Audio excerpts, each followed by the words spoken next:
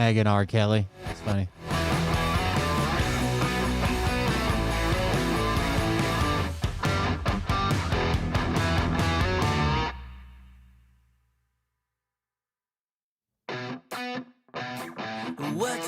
What you think about when you're born into a fire? Let 'em burn it out. Sell 'em to the richest buyer. They wanna let the world decay. They tell us lies and fade away, fade away. We feel betrayed. We were raised to lose the race. Wake at the back of the pack, kill it anyway. Listen up now, because we're never dropping out. Beat the odds, beat the big house. The brains are bigger than the doubt. We've been thinking for ourselves, never let the truth fade away. This is bigger than ourselves, we won't let the world burn away, burn away. We feel betrayed. We were raised to lose the race. Wake at the back of the pack, kill it anyway. To blame, haters face the world's mistakes. Wake at the back of the pack, kill it anyway.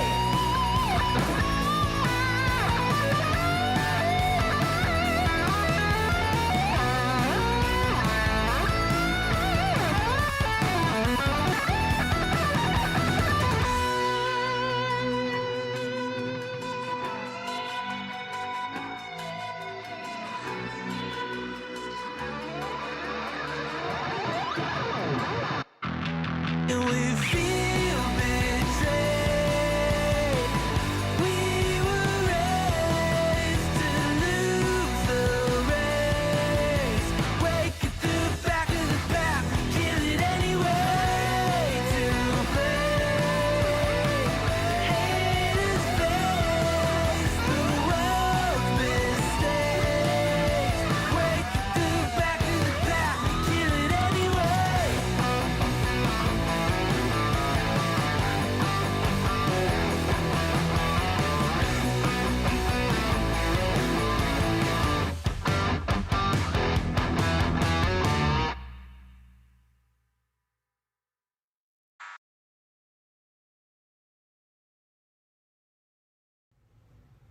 Hey daddies, it's me, the Linda Binda from TikTok. I wanted to make this video because I wanted to thank you for watching Cold Beer Confessionals with Will Bird.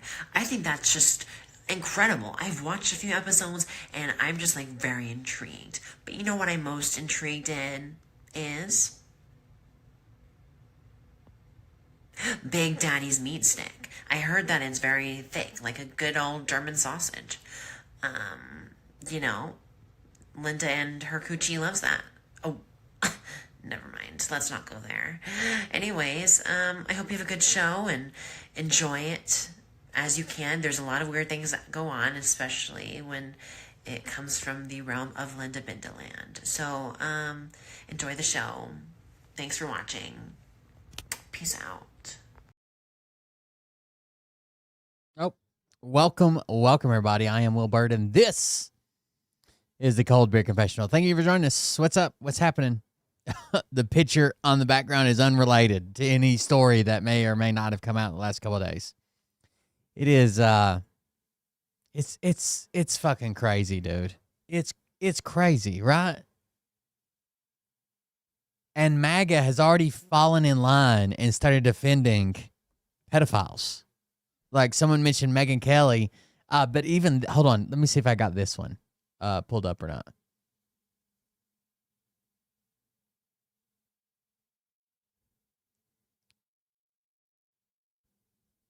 Yes. Hold on. Is it this one? Right here. It's been 1 day. 1 day since all this came out. No, listen to this. This is just a debater on TikTok, but still. And I have a feeling it's only going to get worse. And that's why Trump is holding on. That's why, in my personal opinion, Ghislaine is getting, basically the warden's her secretary. Her family gets to visit. They get to bring computers. They cordon off an area of the prison just for her and her family to visit. Her food is curated by the staff. When the prisoner phone line is down, she gets to forward all her calls to a staff line. She's in staff-only locations. Like, she's got the best. I think that Trump thinks that that's maybe his only way out.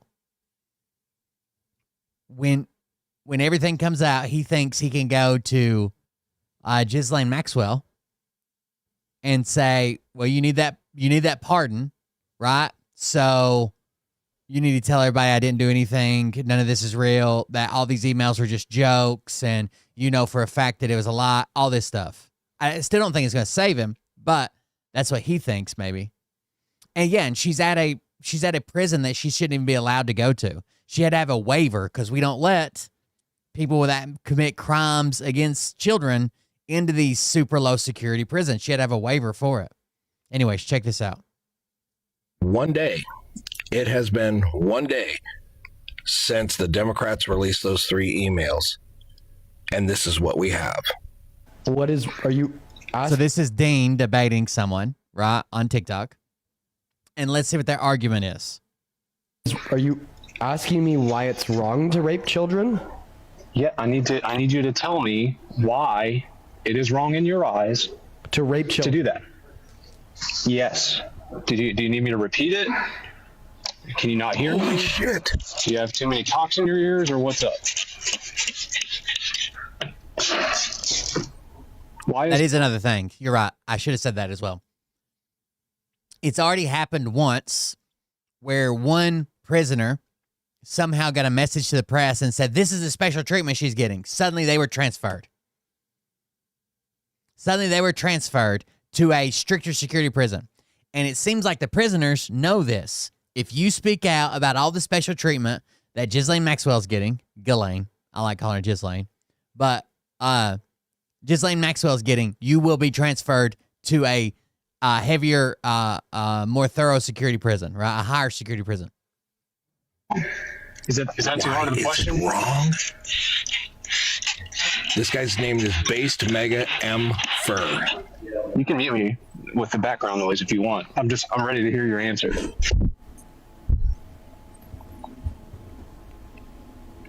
Like maybe he has some type of in-depth rebuttal, like you can't base your morality on this, and why does it suddenly become okay as soon as they hit this magic number of 18 but not 17? But is this the argument you want to be making, MAGA?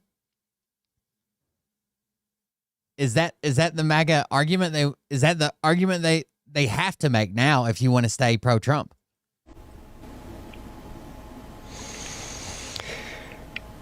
I feel you on this one. It's happening. It's actually happening. That pearl clutching is so beta. Why don't you actually answer the question? It's pearl clutching about having sex with children. actually happening. He's calling me a pearl clutcher for saying that child rape is wrong. Now remember, before all this, everybody on the left was a pedo, and they were attacking kids and harming kids and doing everything was. Now it's, why is that even bad? Why is it bad? Okay, everyone, one day, and now they're asking. This isn't even the worst one. You're just going to say that's a random person on TikTok, and it is, right?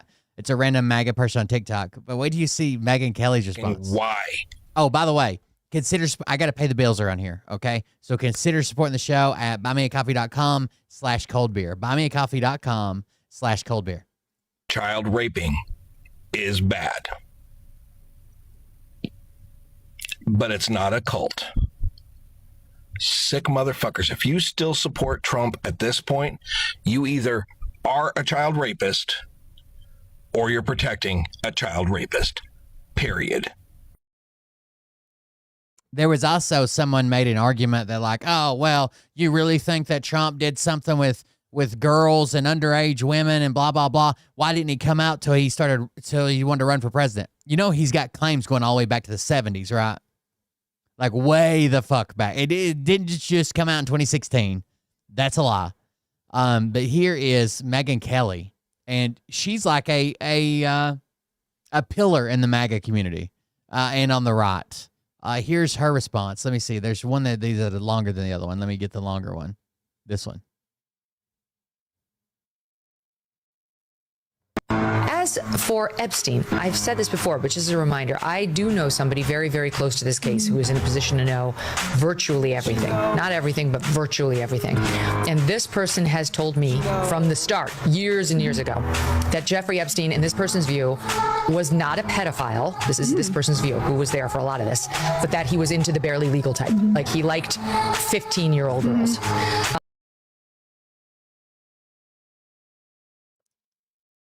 Because Trump is going to end up, even if there's nothing that says like he did something with a child, he's going to end up, it's going to show him so close to Epstein that they have to start downplaying what Epstein did. Remember when it first came out, this is the biggest scandal. It's going to be tied to all these Democrats and Hollywood people because they're horrible to kids and we got to save the children. Now it's, well, you know, if you look it up in the dictionary, he's not a pedophile. He's a hebephile, right? And, you know, that is different. That's different. Is this the argument? You cannot make that argument without looking like a weirdo. Is this the argument you want to make? The barely legal type, 15. Like he liked 15-year-old girls, that he wasn't into like 8-year-olds, but he liked the very young teen types that could pass for even younger than they were, but would look. Wait a second. That could pass for even younger than they were. So 15, but look 10. But as long as they're not 10. Legal to a passerby. And that is what I believe, and that is what I reliably was told for many years. So I don't know what's true about him, but we have yet to see any. _J_banana just resubscribed for 43 months. Grimacing face emoji. She's going to be the first one to make it to 4 years, and nobody can catch her. 43 months. Thank you very much, Dr. Javier Banana. Again, Trump is going to come out of this thing, even if there's no foolproof evidence that MAGA will ever believe that says, like, they could have DNA inside a fucking 12-year-old. They'd be like, oh, the deep state planted there. But he's going to be so close to Epstein because they were good friends that they have to downplay what Epstein did, because what monster would be friends with Epstein and knowing what Epstein did? Well, it wasn't that bad, right? You know, a lot of them, he wasn't really a pedophile, right? It was like 14, 15, and they could pass as younger, but if somebody saw him on the street, they would know that was an adult, or they would look like an adult. What? Buddy come forward and say, I was under 10, I was under 14 when I first came within his. Okay, so now we have a line. Under 10 would be apparently bad, and then under 14 would also be, but 15? 15? I don't know. Purview. Look, you can say that's a distinction without a difference. No, it's not. I think there is a difference. Trump knows. I think Trump does know how many times his name appeared. I think it appears probably so much he doesn't know the context of every time. But I don't know if you guys remember, but they had 24-hour shifts of FBI agents going through the Epstein files when Trump first got elected, finding all of his name and trying to redact them. No, it's not. I think there is a difference. There's a difference between a 15. There's a difference. A meaningful one? Like, yeah, there's a difference, obviously.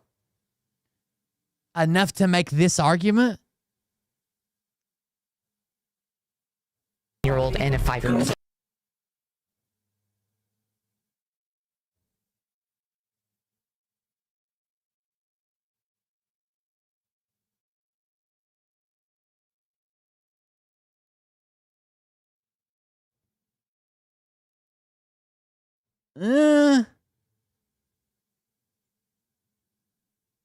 And again, We have major breaking news right now. he's calling in people. He was trying to stop this as it was happening, as the discharge petition was coming. It's passed now, right? And then what about this outright lie?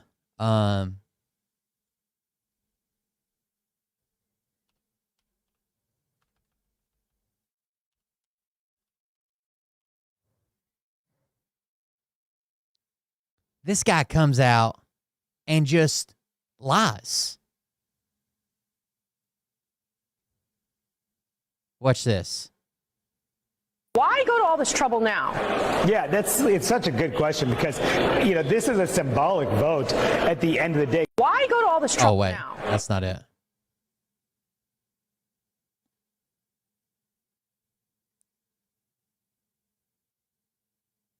Here it is. This upcoming bill to release Epstein files? Yeah, that's why I just put a bill up. I just tried to move it ahead because what you're seeing right now is what he... So Tim Burchett, there's multiple clips of him. Some of people that I'm friends with on Facebook are even sharing it. And basically he claims like, oh, I tried to bring it to the floor for unanimous vote. First of all, that vote would have been anonymous, right? So he wouldn't have got to see how many Dems, how many Republicans voted for it if it would have succeeded, if it would have went to the floor. And the Democrats blocked it. That's his claim. The Democrats blocked it. We're going to watch in a second. But his claim is he wanted to bring this for unanimous consent vote onto the floor, and the Democrats blocked it. That's what he's been saying in multiple videos. One of them's on the actually older millennial. Hold on, that's where we'll find it.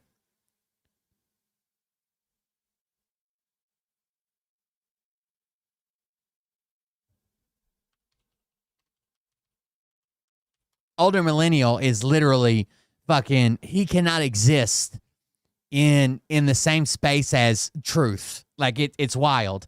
He will take anything and run with it. But there is one where he says,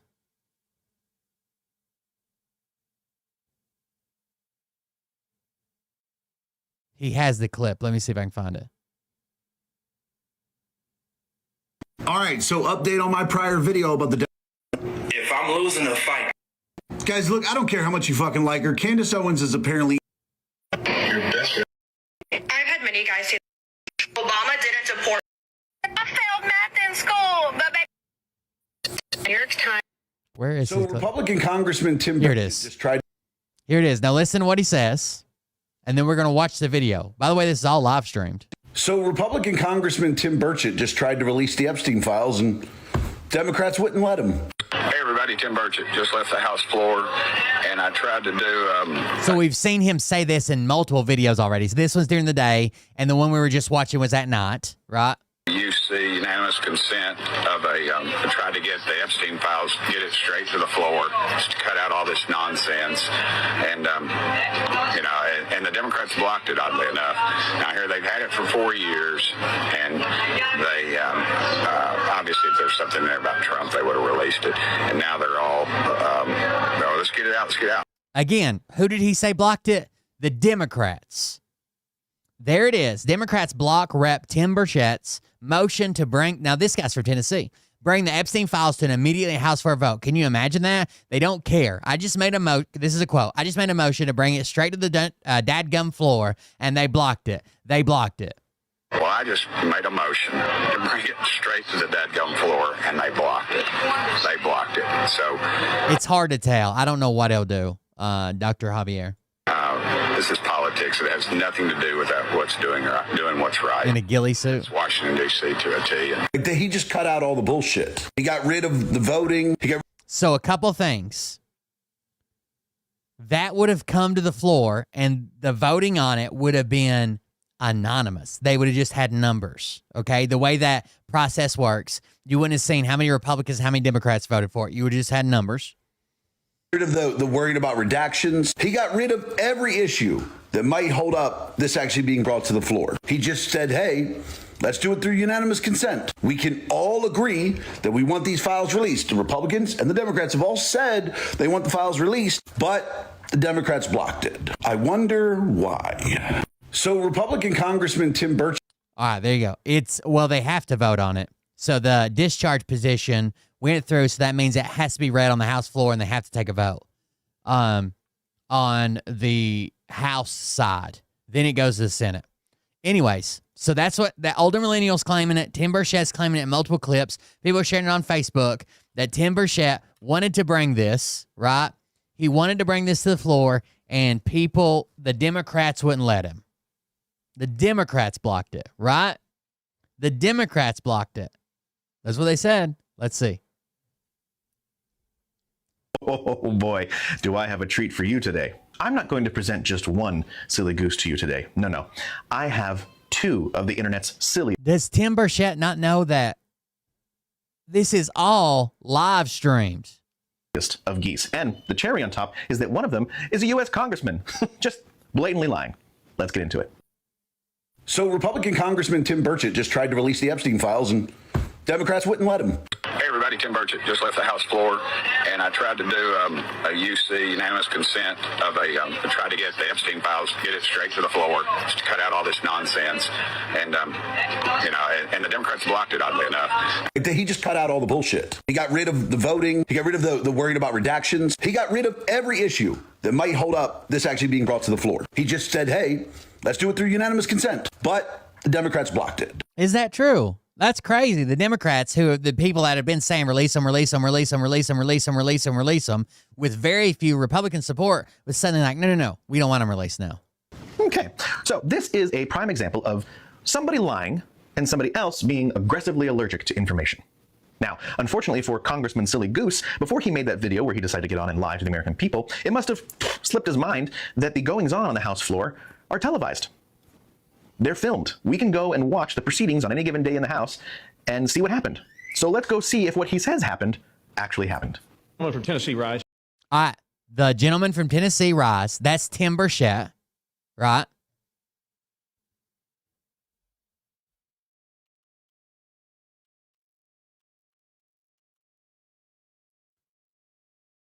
Hold on just a second.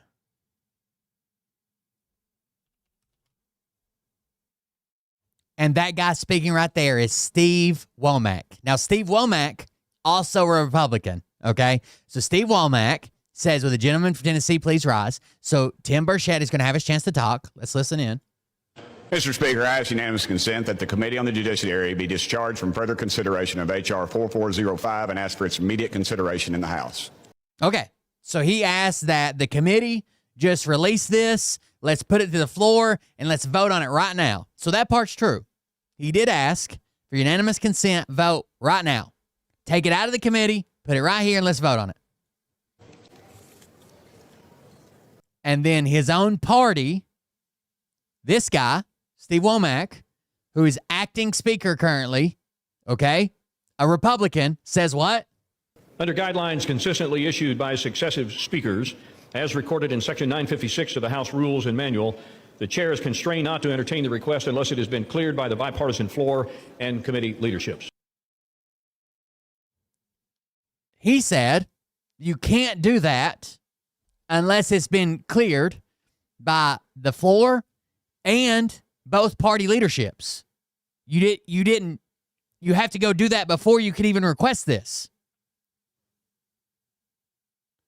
You didn't follow the steps to call for this. So I can't even recognize your request.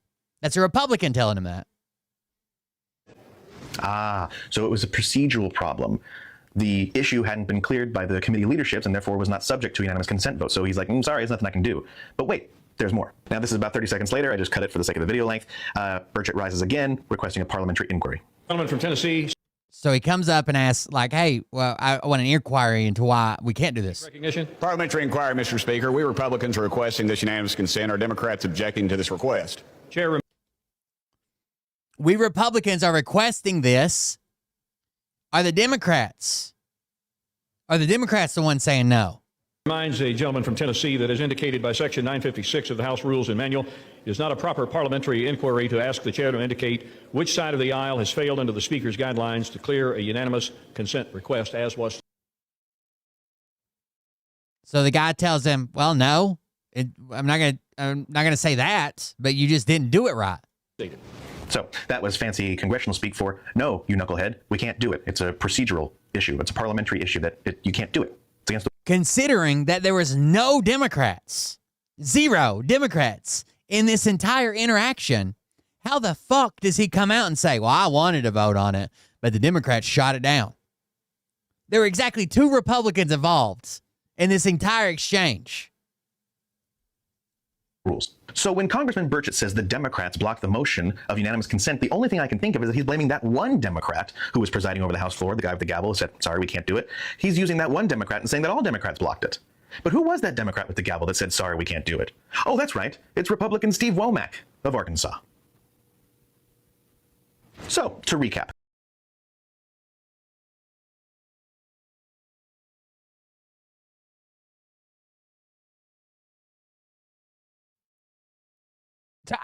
I don't even know how they're blaming Democrats. Congressman Burchett, he's a liar. Older millennial, aggressively allergic to information. The 2 of them together form the beginnings of quite an impressive flock. By the way, a single member, any single member can stop this. Millennial, aggressively allergic to information. The 2 of them together form the beginnings of quite an impressive flock of silly geese.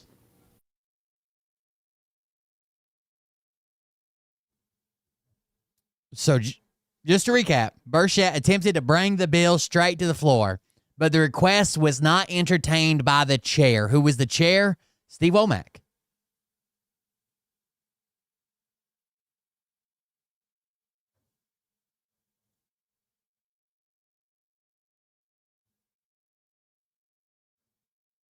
It was a stunt. When has the House of Representatives ever had unanimous consent on it? That means every member of the House of Representatives voted the same.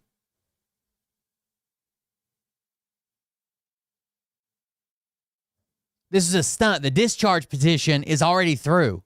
There's already going to be a vote this coming week, right? And then we'll know how many Republicans and how many Democrats voted for it. On the record. It's a stunt from the get-go. He wanted anonymous voting, and they knew they weren't going to approve this. They knew they weren't going to approve it. Let's go on the record. This is already coming next week, right? Or this coming week. Let's see it. It's so weird, the lies they make up.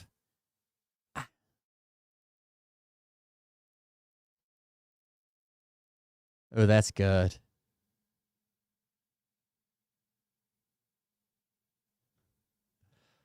Bubba's Ballroom. That's from the Lincoln Project. Who shared that on Discord? That's very good. Rob, thank you very much. That is good. I like that.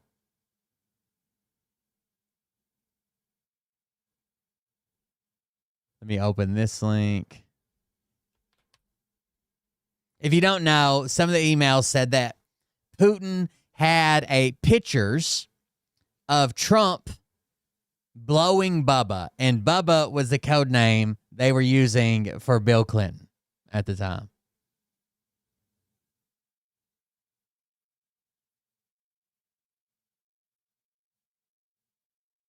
Pretty fucking wild. Pretty wild. And they're still trying to say that none of this matters because the victim's name they blocked off was Virginia.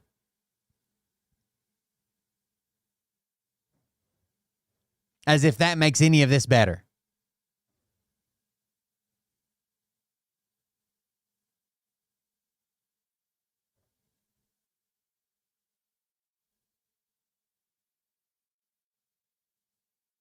I don't know why that would make any of this better, but they claim it does somehow.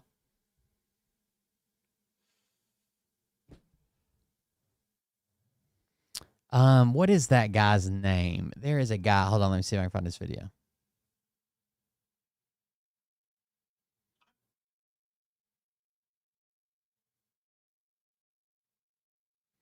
His name is something and then some letters. And he's a former, maybe Marine sniper, Army sniper. Give me just a second.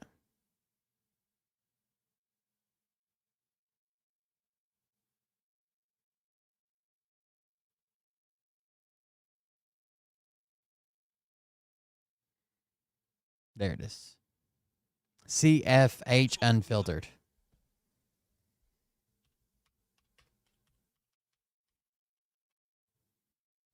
A lot of people on TikTok are currently losing their accounts, by the way.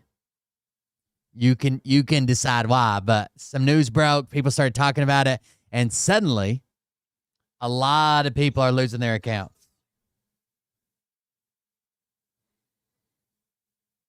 Kind of weird? Yes. Incredibly weird. I think it's either this video or that video. It's from 3 days ago.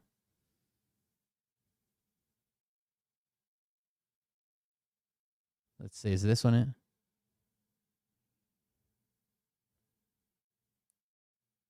Yeah, this is the Ghislaine Maxwell's meal. Ghislaine leaks. Listen to this.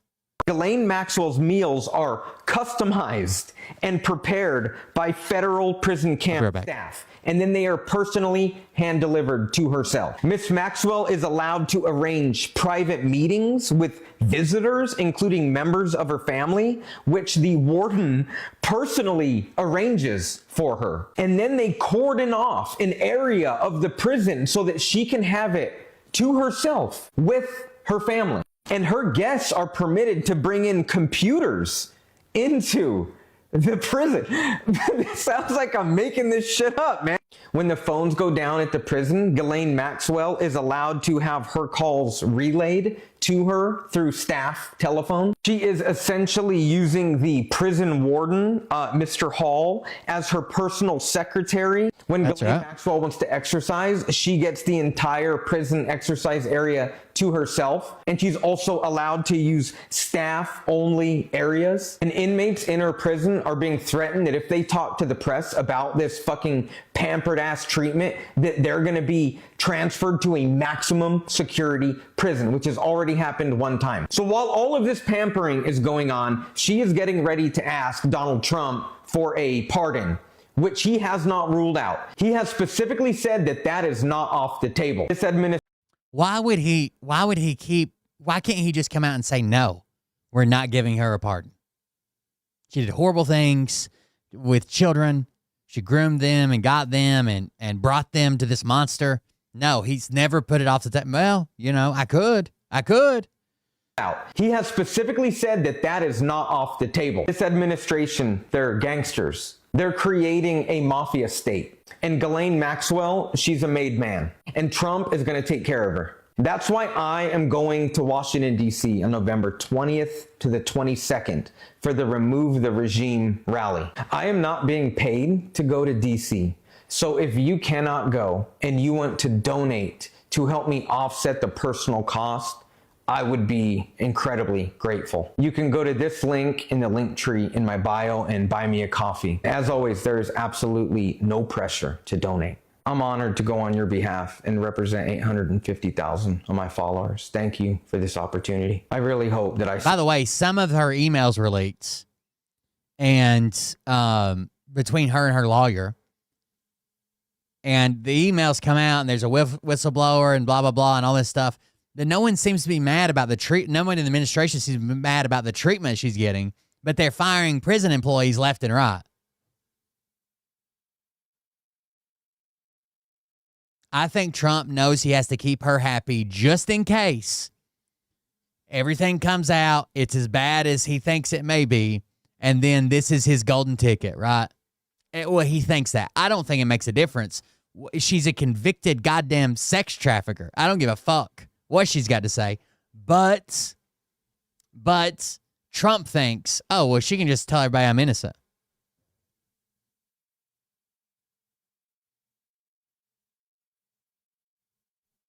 It's interesting to see which of his cronies will kick him to the curb. Someone said the other day, was that in, yeah, let's go to, what's that guy, Shane Morris. I don't know if I agree with Shane Morris on everything, but I do know that he works in pretty high circles within DC, okay? And I know that he probably knows people that know even higher people in DC. And it seems like behind the scenes in the Republican Party, some people are already like, I don't know if I can, you know, really put all my eggs in the Trump basket kind of deal. Let's see. If you watch college football, you're going to know exactly what I mean when I say Donald Trump is currently an embattled college football coach. And if you understand the mechanisms of being an embattled, especially an older embattled football coach, it means that he doesn't have long, and he will probably be the reason his program goes down in flames, because it always works out this way. Allow me to explain the mechanisms of modern politics, because they are remarkably similar to the current landscape of college football. Once upon a time, when a college coach wanted to have the best talent in the nation, they would recruit. They'd go into the living rooms of young men and they would say, come to our program, it built your character, and they'd schmooze with their parents. They'd say, look at the legacy of our program, our coaches. Your son's going to get an all-star education and they're going to become an amazing football talent. We've got the ability to develop them. And that was how things worked for a very long time. And of course, there was always maybe money happening under the table, but this was closely monitored. And when you got caught, the penalties were huge. But now things are different. You see, we have money in college football. They're called NIL rules, name, image, likeness. What this means is that college football players are allowed to monetize themselves. That's why if you live in a small town where there's a college, you'll often see the college football players and the local car dealership commercials. And sometimes if a player is high profile enough, like when Caleb Williams was at USC, they'll have nationwide advertisements from major restaurant chains. And so today, money has changed the landscape of college football. And this is the same way that money has changed the landscape of modern politics. Politics in a post-Citizens United world are heavily influenced by lobbying efforts and big money donors, because these donors, they want to bet on the winning team. And I know sometimes you can see like political donors are just betting on their specific team or the team that they want to win or their own ideology. But I think the thing to remember is that the most important thing a donor can do is bet on the team that wins, because if you donate to the wrong program and you've spent money on a team that doesn't win the national championship, it's money burned up. You would rather put your money towards a winning program. And right now, the Republican Party is clearly not a winning program. This was demonstrated last week in the governor's elections in New Jersey and Virginia and a couple other special elections around the nation. It was a clear repudiation of the quote-unquote GOP college football program. This would be the equivalent of a school like an Alabama or an LSU getting beaten pretty handily by a Vanderbilt or a Kentucky. They're in the same conference, but it wasn't expected that they were going to win. The Republicans really believed in the merits of their big name program, and then they thought, wow, we've got it under control here, when in fact, the rules of the game have changed, and I think a couple things have happened. Now, of course, I live here inside the Beltway in D.C., so I see things from the inside. I have friends who work on various, members of Congress staff, and I also know some chiefs of staff in the Senate and Congress. So because I see things from the inside, because I have conversations over beer and signal chats, I hear things that you don't. But the things that I hear are very similar to when a college football program begins to fail. Because when a college football program begins to fail, they fail from the inside.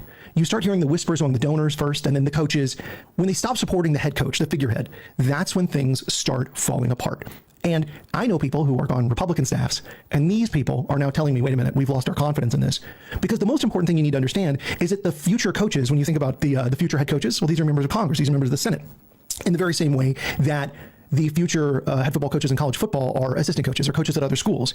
They're thinking about their own careers, because for them, once again, like college football coaches, being a member of Congress or being a member of the Senate is a chance that maybe one day, if you play your cards right and if you build up enough name recognition, maybe you could run for president. Maybe you could do the job. Of course, this doesn't happen for every college football coach, and there's nothing wrong with, say, being a really well-known offensive coordinator that's been successful for a long time. There's plenty of members of the Senate, right, that stay in the Senate for a long time. They don't have the ambition to become the head coach. They like being a senator. They like having the name recognition. They like being part of the program, but they don't want to be the face of the program. The face of the program is really the toughest job in college football, or obviously being the president, probably being the toughest job in the world. And so now we are seeing what happens when the face of the program, Donald Trump, can no longer deliver the wins because he can't deliver upon what he promised. And that's the same thing college football coaches do. When you're a head college football coach, you come in and you say, we're going to build this program. We're going to do X, Y, and Z. We're going to win the SEC championship game. We're going to, we're always going to be, in contention for a national championship here. But the problem is with the Trump administration is they're not in contention for a championship right now. Where the Trump administration is in the current Republican Party is they are a 3-6 SEC school. They're Mississippi State on a down year. They're Vanderbilt when their donors don't come through. Obviously, Vanderbilt's good this year, but usually they're not. They are an off-brand SEC football program that lost their way. Their coach is delusional, and they're not able to bring more people in. And that's one of the hardest pieces to understand about this is once you started going downhill, the hardest thing to do is recruit more people into a losing team. When you're a winning team, it's easy to bring people on. But the moment you start taking some losses, that's when it starts getting hard to recruit. That's when you get to really see what your program's made of. Does your coach really have the personality they say they do? Do your assistant coaches really have the ability to build in your local high school football programs in Georgia and South Carolina and Tennessee and know the high school football coaches to try and get those commits that maybe they're going to choose a little less money to go to your program because they really believe in you? And right now, the GOP doesn't have that. They don't have the people on the inside. They bet the farm, now twice, on Donald Trump. And what they did is kind of they got back with their ex. And I don't know if you've ever made this decision in life, and I encourage you not to do it if you ever get the chance, is to get back with your ex, right? The GOP basically decided, you know what? We're going to try and get back with our ex. We're going to see if this can work out. Plot twist, it does not work out. Now, you can look back fondly at the good old days, but you might want to remember why you broke up in the first place, why it didn't work out, what went wrong. Because what's really going to happen is, hey, you know what, we're going to get back together, let's find a new place, let's get a house together, we're going to do things different this time, and we're really going to deliver on what we said. And instead, you move in, and rather than going on cool vacations, your ex is like, I'm buying a saltwater fish tank. You're like, what the fuck? Saltwater fish tank? It's like $5,000 to get everything done. We could have gone to Europe for that. I don't want to go to Europe, I want a saltwater fish tank. Then you realize you want different things. She wants a saltwater fish tank, you're going to go hang out and ski in Switzerland for a little while, and you realize you're different people. That's where the GOP is right now. They got back with their ex, and they're like, oh shit, now I remember why we broke up. Yeah, this isn't good. But the problem is, trying to break up with your ex a second time, it's always more dicey than the first time. It's never a clean break. It's always messier. There's always more tears because this time you were intentional about getting together. The first time you got together, it could be an accident. You go out, have cold drinks on Valentine's Day, you start running your parts together, and all of a sudden, you're together, right? You just kind of fall into it. It is what it is. But when you break up with your ex, and you've got some history together, and then 4, 5, 6 months later, a year later, you text, oh man, I really miss the good old days with the ex. Do you really? Do you really miss the good old days with your ex? Or do you think you miss the good old days with your ex because you don't have any better options? Right? Are we being honest here? What really happened? Well, the Republican Party forgot to start looking around what the other options were. And now it's fucking terminal. Anyway, college football, getting back with your ex. I think that the GOP is in a really pretty tough spot right now. And also, the bombshell of maybe their ex, having some text messages with their ex. And that's kind of like the Epstein files, except for, if their ex was 15 years old. All right, cool. See you later. If you watch college football, their ex is only 15. Exactly what I mean when I say Donald Trump is currently an. Raise your hand if you've ever been named in an email directly from Jeffrey Epstein. One more. Maxwell saying that you spent several hours with a high school girl at Jeffrey Epstein's house. Oh, wait, no, I'm not raising my hand, but you know who can? The President of the United States. Before I get into the text of this email between Jeffrey Epstein and Ghislaine Maxwell, I want to go and push back against what I assume will be the counter narratives, because I've done this long enough and existed on the internet long enough to have heard the craziness that exists. This is not a Democratic political witch hunt. This is not politically motivated. This is not something the Democrats planted. This is not fabricated evidence. This is an email from 2011. I've accused the Democrats of many, many things in my life. I've accused them of being poor at organizing. I've accused them of being feckless, unable to coordinate a message. But I've never accused Democrats of being time travelers, because that is what is required for Democrats to have crafted this in the way that I know that many Trump supporters will assume. In 2011, Donald Trump was not someone in the political arena. This is simply an email between Jeffrey Epstein and Ghislaine Maxwell, who goes by GMAX, apparently, by the way, which is also how we know she's a criminal. Because if you've ever watched The First 48, the moment you get into crime, you got to stop using your legal name. Now you got a nickname. The narrators on The First 48 are never saying something like, and that's when the detectives went to canvass the streets for David. No, here it is. And that's when the detectives went to canvass the streets for Lil D. The moment you start doing crime, you got to have a nickname. GMAX, she's doing crime straight away. Now, let's get into the text of this email. I want you to realize that that dog that hasn't barked is Trump. Victim name redacted, spent hours at my house with him. He has never once been mentioned. Police chief, etc. I'm 75% there. So, I need to break down the coding of this message because I think there's a deeper meaning here. And it's deeper because I think that Jeffrey Epstein is a lot of things. So, let's talk about the last two statements. Police chief, etc. And I'm 75% there. I believe that Donald Trump's statement is pretty clear. Donald Trump was at his house. He was there with a victim for several hours. So the implication is clear, is that Donald Trump was probably engaging in an illegal act with a victim, because that's what happened at Jeffrey Epstein's house. So yes, Trump, without any concession, seems like he lowered the tariff on coffee, beef, and fruit. Doesn't seem like he got any concessions for that. He just did it quietly. Statement is that police chief, etc. Donald Trump did not, quote unquote, bark. He's the dog that didn't bark because he can't. During this timeline, I think that Jeffrey Epstein is trying to make sure that anybody who can testify against him can't, or would otherwise implicate themselves. He knows Donald Trump can't, quote unquote, bark because he's also a participant. Then he says police chief, etc. What I think this alludes to is an assumption that many of us have. Can't prove it, but to me, it's the simplest explanation. Occam's razor. How did Jeffrey Epstein get away with this level of crime for so long? The simple answer for me is mountains of cash. Jeffrey Epstein was a very wealthy man, and it is easy. That's what he means when he says I'm about 75% covered. He's probably paid off at least 75% of the people that know what's going on. Find corrupt cops that will look or has bullshit on them to where they can't speak either. Or submit investigations that are incomplete, or will otherwise take victim statements maybe. And what's crazy is like Jeffrey Epstein died when Trump was president. And then immediately all the MAGA people blamed it on fucking Clinton. Change the statements later. there are a lot of ways that I think that Jeffrey Epstein could have used money to manipulate law enforcement. The fact that he says police chief, etc., to me is probably alluding to a conversation that he's had in private, not in a written context with Ghislaine Maxwell, because he's never going to write out, don't worry, I've got the police chief on payroll. That's not happening. Or alternatively, maybe the police chief was participating. I don't want to implicate anybody directly. And if nothing else, let's say that Trump, there's no proof of him ever fucking kids or doing anything disgusting with kids. The dog that didn't bark means that he knew. And for whatever reason, whether that's because incriminating shit or because he didn't give a fuck or because he was friends with Epstein, for whatever reason, he never said, hey, this is going on. And I know it. Once again, the simple answer here is probably just cash. And then he says, I'm 75% there. From an operations perspective, what this probably means to me is that he knows he's got more people to pay off. And this email appears to reference that he needs to get other people paid off to make sure that this is completely sealed out, right? Dogs not barking. I don't want anybody barking. I don't want anybody saying anything. And the way that I do it is police chief, etc. I'm 75% there. He's probably referring to a monetary figure saying, I paid off about 75% of the people I need to. I'm just looking for some loose ends. And then obviously Donald Trump is not somebody who's going to say anything because he'd have to name himself. And I think there's probably going to be more of that. That's how I'm reading it. Raise your hand if you've ever been named in an email directly from Jeffrey Epstein saying that you spent several hours with a high school girl at Jeffrey Epstein's house. Oh, wait, no, I'm not raising my hand, but you know who can? The President of the United States. Before I get into the text of this email between Jeffrey Epstein and Ghislaine Maxwell, I want to go and push back against what I assume. Jesus. We import probably, I'm just guessing, you had to look it up. We import probably 10 to 15, 20% of our beef.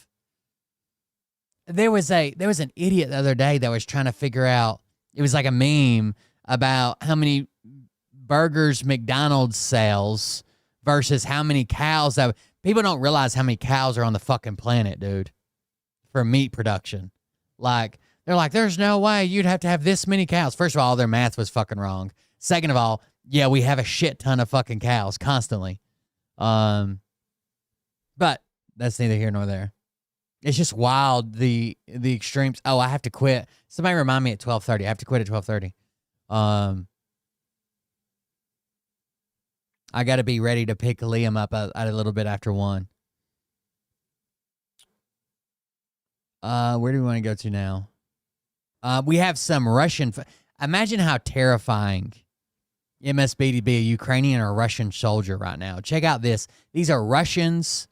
With the drone warfare that's going on now, these are Russians trying to take a boat upriver with all these fucking drones. Check this out. This is wild fucking footage here. All right, well, this one's pretty wild. So some of the Russian soldiers here on the Dnipro defending against Ukrainian drones are so convinced they're going to get hit, they actually strap tourniquets onto their legs before they roll out. You'll see. This is crazy. I always carried tourniquets with me. To this day, I've seen people bleed out and fucking die. To this day, I carry tourniquets with me. Cat tourniquets. I have never, ever been to the point where I'm like, okay, I need to already have that on my body. Well, we're going off so often and people are losing limbs. I need to stage. I kept them close, right? I kept them right on my fucking vest. I kept my IFAC handy. I kept everything close because you never know when something might happen.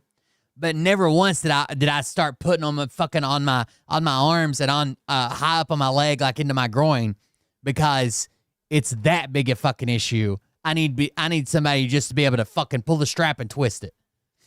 In a second, but this is pretty unique footage. We haven't seen a lot like this. I wanted to share this with you guys. Open terrain, right? Linear danger area, if you will. This is so bad. When you're on this boat, there is nothing to hide behind when the drone comes. I never even thought about being on like a fast boat, going up a river and in the modern drone warfare era. This is a problem. Can't imagine crossing this. And by the way, to be fair, Call of Duty called this. I don't know if you guys remember, but long before they were using drones on the battlefield like this, Call of Duty had FPV drones with explosives, and you could just fly them into people and blow them up. Tested airspace that is Ukraine right now. You're going to see probably 30 different drones impacting. All these splashes and impacts are drones. They've got a jammer on here. So basically the drone gets close, loses signal. On this ship. boat. And they're shooting them down with Back shotguns. there, they do have some electronic warfare jammers. This is like the fucking Wild West. This is insane. We'll get some imagery or some videos of this boat from a distance. You can see how they're just swerving left and right. That looked like a direct hit. I don't know, still moving.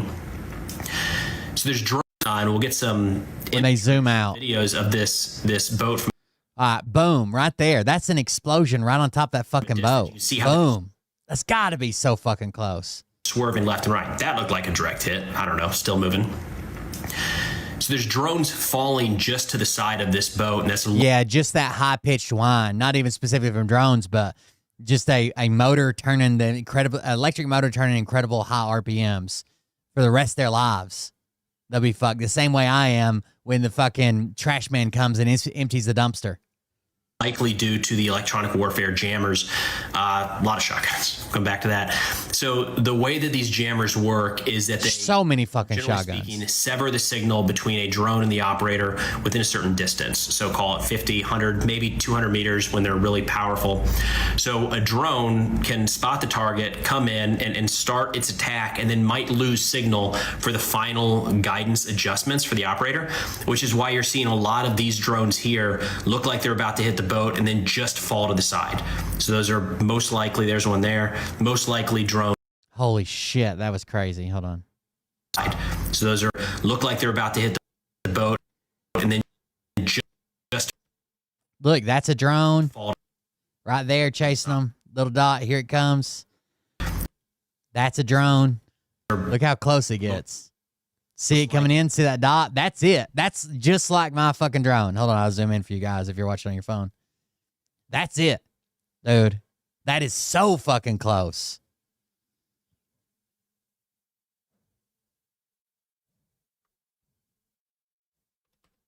There's one there. And everybody, there's another one coming. Everybody's got a goddamn shotgun now.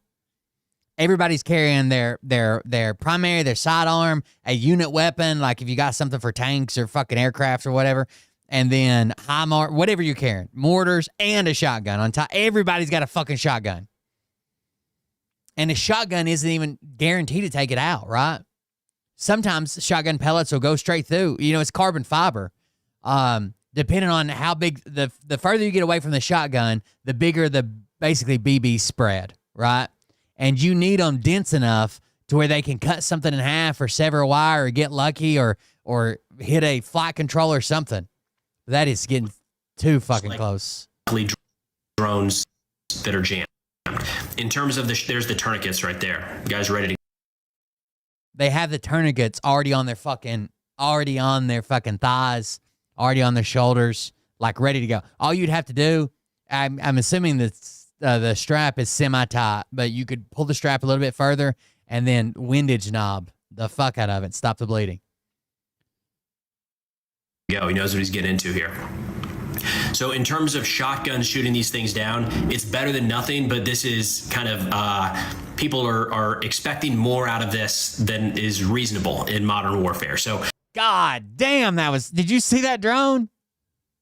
It's better than nothing, but this is kind of, people are expecting more out of this. It's the next scene. Is reasonable. All right, right here. Look, dude, that motherfucker could almost touch that son of a bitch. And what's crazy is, like, just in this short clip, we've probably seen 150 fucking drones. Like, they just got unlimited amounts. Like, I had some moments overseas, obviously, that I fucking butthole pucker up, and you're like, holy shit, we almost fucking died. This is like, God damn.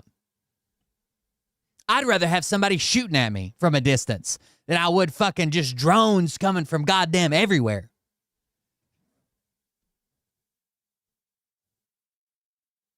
That one's it looks like they may have blown one of the arms off this one, because there should be another arm here, and it looks like maybe it's mangled and this one's falling, but still, holy shit. In modern warfare. So in talking with a couple different soldiers, first off, it's a lot to carry. God damn, they blew that one apart, literally right there. Hold on, let's back up and watch that one. He turns away as it's coming. Watch. Reasonable. All right, there's the one we were just talking about that's falling out of the sky right there. Yeah, the arm just broke off. So watch this one. Coming straight down on him. Right here's the dot, right? And these things are moving close to probably 100 miles an hour, but more like 60 to 80, but still, they're coming in fast. All right, here it comes, coming down on him. See how much bigger it's getting? Here it comes. Now, right at the last moment, that's the last time we see it, okay? Right there. I'll zoom in for the people watching on their phone right quick. All right, that's the last time we see it right there. And he turns his head. And when we turn back, first off, that's a lot nothing but shrapnel. That might even be a fucking prop right there. Nothing but shrapnel. So it kept coming. He turned his head. It either detonated or somebody blew it apart and blew it up or some shit. Look at all that. Carbon fiber strand and shit. Anyways, I'll play it again. Warfare. So in talking with a couple different soldiers, first off, it's a lot to carry to have a shotgun in addition to your regular sidearm. Plus the rounds for it. People don't think about, I mean, how many rounds are you going to carry? If you're getting pelted with 100 drones and you might shoot goddamn 10, 15 rounds at one, like how many rounds you carrying for those shotguns? Whatever else you're carrying. And they aren't perfect, right? There's nothing that's going to 100% bring down these drones. If you think about how shotguns work, it's a closer spread right outside the barrel than at 10, 20, 50, 100 yards, right? The further the shot goes out, the more it's dispersed, the less kinetic energy it has to bring down a drone. So the highest likelihood of actually intercepting a drone is when it's closer. Like the closer it gets, the higher likelihood you have of not just hitting it, but those pellets actually doing enough damage to bring down the drone. So it's really a weapon of last resort. This is terrifying, dude. I couldn't imagine being over there in this war. Like Iraq, Afghanistan, that was just a different thing. Fucking drones. The popularity of drones have just, it's amazing. You're talking inside the last 20 or 30 meters to have any real This is big corporations already want to control the airspace, okay? We've talked on this because I like flying drones. My FPV drone, I fucking love it. Well, I've got a bunch of them, but my 5-inch is the one, the freestyle is the one I fly most of the time.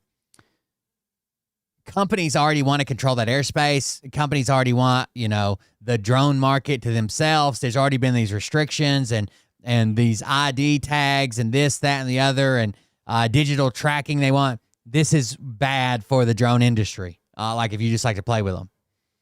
This is fucking horrible, right?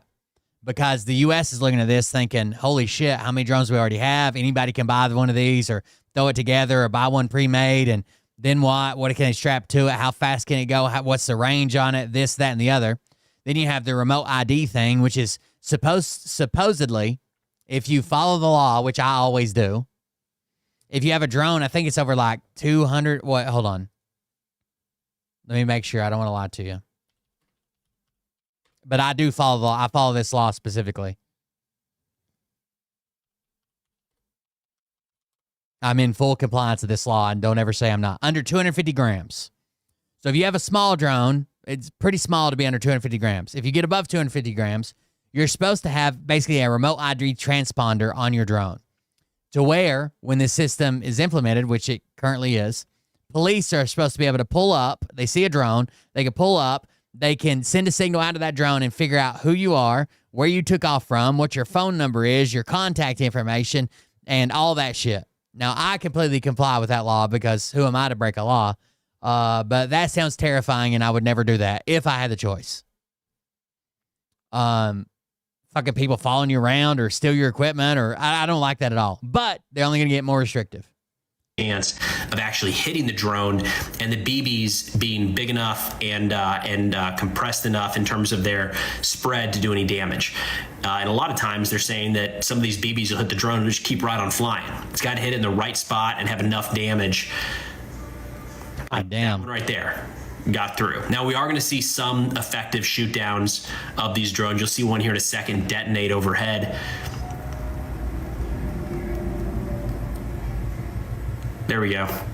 So it's something, right? It can work, but bottom line, moving through open terrain with this type of drone density, what was that, 30 drones? These people, I guess their boat got destroyed. Absolutely wild. These guys getting picked up from their boat that I guess was sunk by a drone in another part of the video. That's terrifying, dude. Yes, you should always comply with all state, local, federal laws, including remote ID, as I do. Always. I think I remember losing my drone in the river. Oh,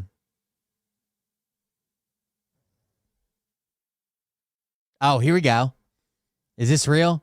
I'm withdrawing my support and endorsement for Congresswoman Marjorie Taylor Greene of the great state of Georgia over the past few weeks, despite my creating record achievements for our country, including a total and complete victory on the shutdown, closed borders, low taxes, no men in women's sports, or transgender for everyone, ending DEI, stopping Biden's record-setting inflation, biggest regulation cuts in history, stopping 8 wars, rebuilding our military, being respected by every other country in the world, as opposed to being the laughingstock that we were just 12 months ago, having trillions of dollars, record-setting invested in the U.S., and having created the hottest country anywhere in the world from being a dead country just 12 months ago, and so much more.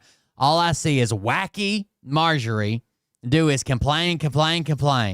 It seemed to all begin when I sent her a poll stating that she should not run for senator or governor when she was at 12% and didn't have a chance, unless, of course, she had my endorsement, which she wasn't about to get.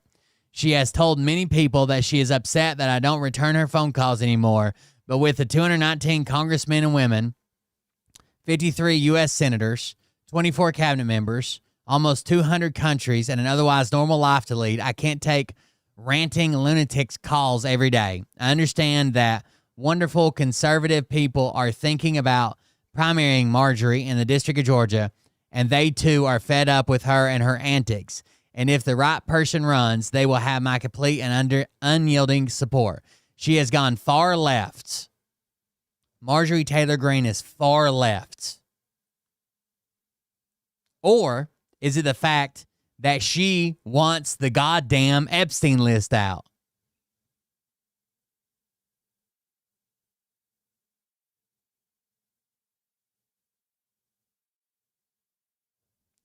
She has gone far left, even doing The View. She did go on The View, but she seemed to hold her own, right? With their low IQ Republican-hating anchors. Thank you for your attention to this matter. Make America great again. He's going to turn on anybody that's talking Epstein. Anybody is talking Epstein.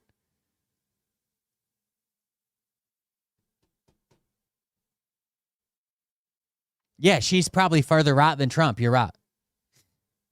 She has some pretty... Well, I think Trump probably, or the people that control Trump probably believe the same thing as her, but Trump doesn't come out and outright say it as much as she does, especially some of the more racist shit. He more alludes to it, and she just comes out and fucking says it.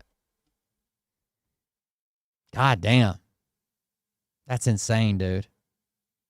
Meanwhile, while everything's going all to hell, prices aren't cheaper, nobody can afford anything, they're talking about doing a 50-year mortgage. While all that's going on, the Epstein files coming out and naming Trump. What's going on at Mar-a-Lago? You ask me. Well, what's going on at Mar-a-Lago? And I say, oh, just this.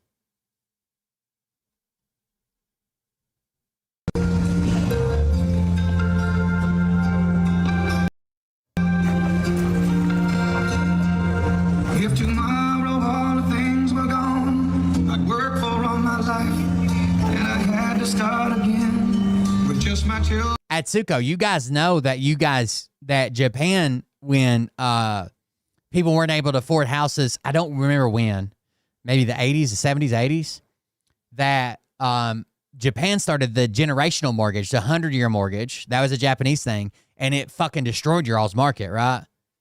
I mean, some people say the market's still fucked from that 100-year mortgage. And my wife, thank my lucky stars to be living here today. Oh, just synchronized swimming at Mar-a-Lago. Because the flag still stands for freedom. I don't even want to listen to the fucking music. It's going to give me a copyright strike anyways. You know, just flopping around. You want me to sing it to you? Take that away. 'Cause I'm proud to be an American, where at least I know I'm free. What? Who the fuck does this relate to, dude? Like, if you told me, here's what we need to do. We need the entire country to fall apart, and then we need a special club full of the richest people in the world, and we need the epitome. What could we do that would be the epitome of, like, we don't give a fuck about poor people. We don't give a fuck about the average person. We don't give a fuck. Well, synchronized swimming to proud to be an American. Duh.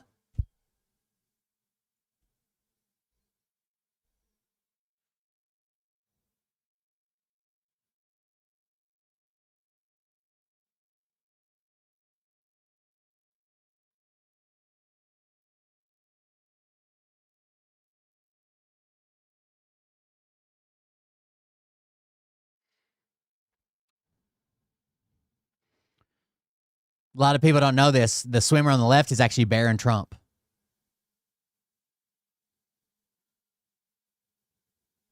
Okay. Are the swimmers adults? They're not 8 or 10. Okay? They're not 8 or 10. They're barely legal.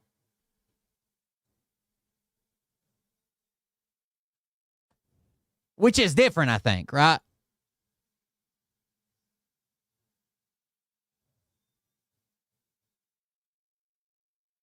Oh, she made a T with her legs for Texas, I think.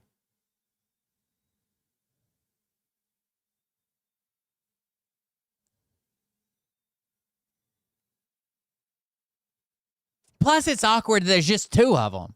Like, if you're going to do synchronized swimming, don't you need like 8 people? This is just 2 people swimming together. Like, if we're going to make it cool, get me a whole team of them motherfuckers. Like, this is weird.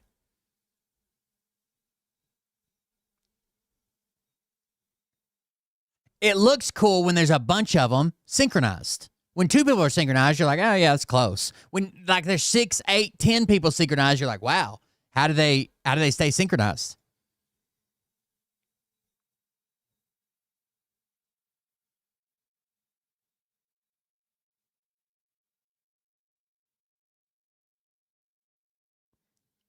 The end looks like they might be, that part right there looked like they might be drowning. I don't know.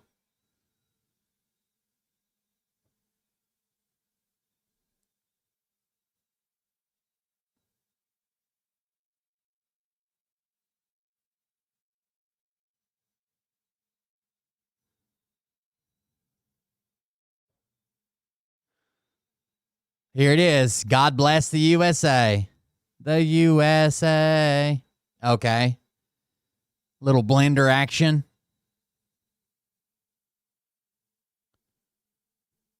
That's what's going on at Mar-a-Lago currently. Why? Nobody knows.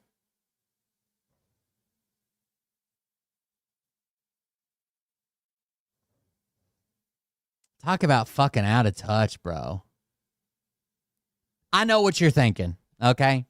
You're thinking, hey, this crazy, radical, Muslim, piece of shit, communist, hates everybody, even though they all campaigned for him.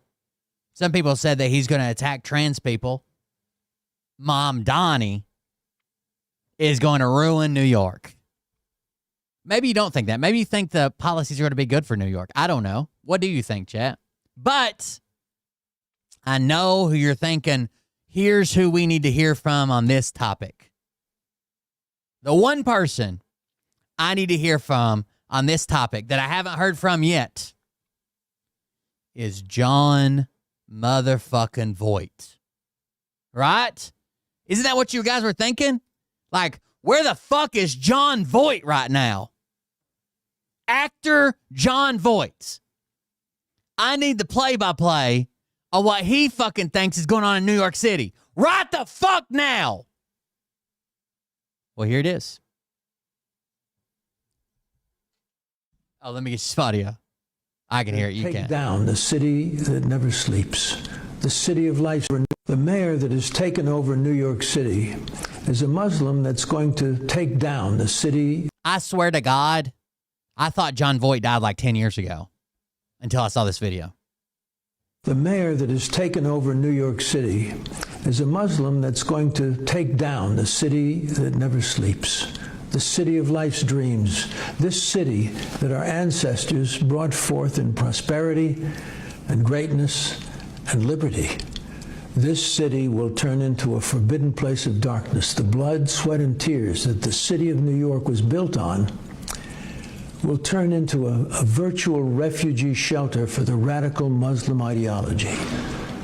This is now the most dangerous time for our citizens of New York. This mayor will destroy this city. We are obligated to demand our rights for our private sanctuary, our businesses, our property that we all have worked so hard for. And this 35-year-old mayor has no right dictating the rules of socialism for a city built on our highest principles with brick and stone by hardworking Americans. This must be stopped, and his mayor... It's going to turn into Mordor, I think. Mount Doom. He should be terminated immediately. What do you say, a place of darkness? We are obligated to demand our... This is now the most dangerous... will turn into a virtual refugee shelter for the radical Muslim ideology. This is now the most dangerous time for our citizens of New York. This mayor... Who the fuck put this old man up to this? ...will destroy this city.